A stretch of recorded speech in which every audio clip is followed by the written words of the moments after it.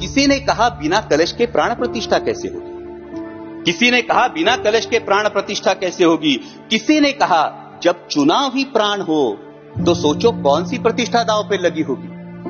लोग तो कुछ कहेंगे, लोगों का काम है कहना, आप जन की बात मत सुनना, सिर्फ मन की बात करना। फिर भी खुश थे हम, फिर भी खुश थे हम। 500 साल का सपना जो पूरा हो रहा था, हमारे अंदर का हिंदू भी पूरी तरह से जाग गया था। तो चल पड़े अयोध्या की ओर, राम लल्ला की दर्शन की आस लगाए। चल पड़े अयोध्या की ओर, राम लल्ला के दर्शन की आस लगाए।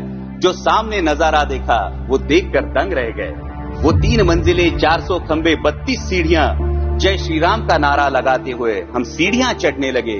राम लल्ला से क्या गुहार लगाए ये सोचने लगे। पहली सीढ़ी पर याद आई महंगाई, पहली सीढ़ी पर याद आई महंगाई, दूसरी पर देश में बढ़ती बेरोजगारी, तीसरी पर पत्रकारिता की चरण चुंबकता, चौथी पर सेंट्रल एजेंसीज की संदिग्ध भूमिका। हर सीढ़ी पर कुछ न कुछ याद आ रहा था, हर सीढ़ी पर कुछ न कुछ याद आ रहा था। कहीं 15 लाख का जुमला, कहीं किसानों का आक्रोश था, कहीं महिला कुश्तीगिरों की वेदना थी, कहीं सालाना 2 करोड़ रोजगारों का वादा था, कहीं बढ़ती सांप्रदायिकता थी, तो कहीं चुनिंदा पूंजीपतियों पर मेहरबान हमारी सरकार का चेहरा था। इस वास्तविकता ने झंझोड़ने के बाद, इस वास्तविकता ने झंझोड़ने के बाद भी हम अंधभक्तों की तरह चलते गए। होश तो तब संभाला जब राम लल्ला के दर्शन हुए। हमें नतमस्तक देख राम लल्ला मुस्कुराते हुए बोले, हमें नतमस्तक देख राम लल्ला मुस्कुराते हुए बोले, मैं कल भी था, आज भी हूं, कल भी रहूंगा। जितना इस मंदिर में हूं उतना ही तुम्हारे मन में रहूंगा।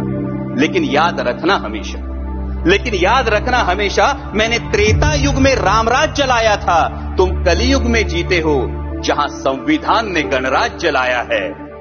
धर्म समाज का किनारा जरूर है, धर्म समाज का किनारा जरूर है, लेकिन देश एक बहती धारा है।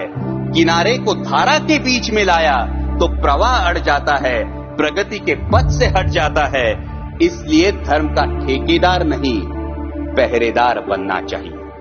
इसलिए धर्म का ठेकेदार नहीं, पहरेदार बनना चाहिए। तुम रहो न रहो, वो रहे न रहे, ये देश रहना चाहिए, देश का संविधान रहना चाहिए, देश का लोकतंत्र रहना चाहिए, ये देश रहना चाहिए। मैंने अमोल कोल्हे जी की संसद में कविता सुनी। कलाकार आदमी है, कविता कह सकते हैं, लेकिन उनको जवाब देना चाहती हूँ। किसी ने कहा बिना कलश प्राण प्रतिष्ठा कैसे होगी।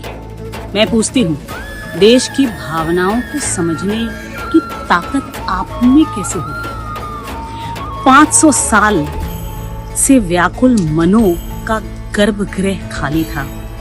कोठारी बंधुओं के बलिदान को भी न्याय मिलना जरूरी था। देश के प्राण राम लला में बसते हैं और आप अपने लल्ला को लॉन्च करने से नहीं थकते हैं। कुछ तो लोग कहेंगे लोगों का काम है कहना। आप भारत के लोगों की सुनते तो 50 साल पहले ही मंदिर का तय था बनना। आनंद मिला सुनकर कि अंदर का हिंदू जागा है। वीर शिवाजी की धरती से राम के चौखट भागा है। निमंत्रण ठुकराया और राम की बातें करते हो। देखो आज के नए भारत में रावण जैसे दिखते हो। मंदिर आते तो 3 मंजिलें, 400 खंबे और 32 सीढ़ियों के साथ दिखती लाखों भक्ति भाव से भीगी आंखें देखते जोश तो आप भी दंग रह जाते। पहली सीढ़ी चढ़ते तो भूल जाते महंगाई। याद आती कि सरकार ने 25 करोड़ों को दरिद्रता रेखा पार करवाई। दूसरी पर उज्ज्वला से उज्जवल हुई माताओं को मुस्कुराते पाते। तीसरी पर मिलते कौशल युवाओं के आंखों के सपने जगमगाते। चौथी पर याद आती लखपति दीदियों की सच्ची कहानियां। 5वीं पर आत्मनिर्भर भारत के आशीर्वाद ही मिल जाते। हर सीढ़ी पर दिख जाता विकास का इंद्रधनुष। पता चलता भारत का उज्जवल भविष्य। थोड़ा आगे जाते तो दिखता बरसों की तपस्या के बाद राम भक्तों और राम लला का मिलन। शायद मिट जाती दिल की ये जलन। स्वार्थ की राजनीति के दीवारें तोड़ो, जात पात में भारत को बांटना छोड़ो।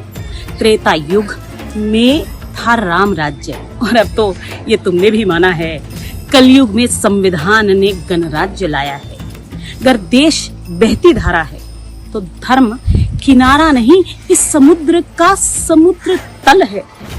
धारा को बहते जाना है, देश को बढ़ते जाना है, और ये मोदी की गारंटी है कि कलयुग में त्रेता को लाना है।